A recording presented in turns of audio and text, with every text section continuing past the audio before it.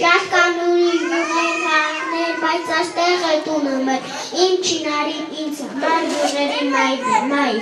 Տավուշի մարզի Չինարի գյուղի մանկապարտեզի շենքը 1 կիլոմետր հեռավորության վրա է գտնվում ադրբեջանցիների հենակետերից, սակայն սահմանամերձ այս գյուղի բնակիչներն իրենց երեխաներին առանց նախապայմանների մանկապարտեզ են ուղարկում։ Չինարեցու համար կրակոցի ձայնը նույնն է, ինչ սովորական քաղաքացու համար ամպի գոռոցը։ Մռային սեզոնին կրակոցներ չեն լինում։ Հենց սկսում են գյուղատնտեսական գարնանային աշխատանքները, ադրբեջանցիները այդ ժամանակ են ստանդարտակ կերպով արդեն լկտիաբար սկսում խանգարել ողոչընդոտել, որպեսզի մենք չկարողանանք մեր հողատարածքները մշակենք։ Ամուր է չինարեցին։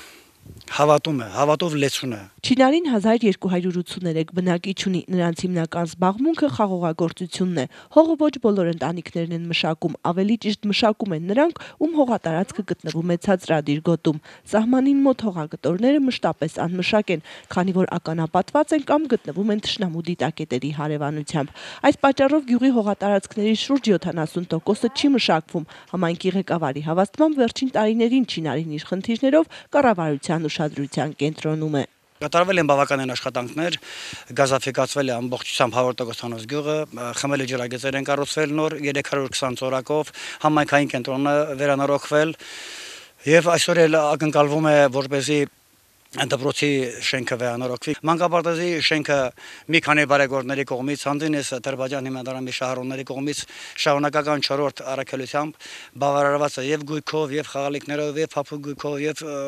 խոհանոցային պարագաներով, լվացքի մեքենա։ Եթե Չինարիում դպրոցի զարգացման ծրագիրը դեռ մշակման փուլում է, ապա գյուղի մանկապարտեզը ժամանակակից բոլոր պայմաններով ապահովված է։ Կրթարան այցելող փոքրիկ սահմանապահ երեխաների թիվն այսուհետ կավելանա։ Հայաստանի ամերիկյան համալսարանի Թրպանճյան գյուղական համայնքների հիմնադրամի շահառուների եւ Focus on Children նահու կազմակերպության շնորհիվ օրերս համալրվեց մանկապարտեզի գույքը, իսկ ննջասենյակները հեքիաթների հերոսներով պատկերվեցին։ Կարողացել են կրթել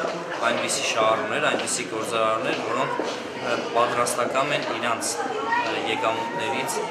տալ տվյալ համայնքի զարգացման։ Սահմանամերձ Չինարիում գյուղապետը մի գլխավոր խնդիր է տեսնում՝ աշխատատեղերի ստեղծումը։ Նրա հավաստմամբ գյուղում այլ խնդիրներ չկան ու հիմա ակնկալում է, որ հերթական բարեգործությունը սահման պահող գյուղին կլինի իր բնակչին աշխատանքով ապահովելը։ Ալանա Հապետյան, Ժան Գալստյան, Լոռու մարզից, Արմենիա հեռուստաընկերության համար։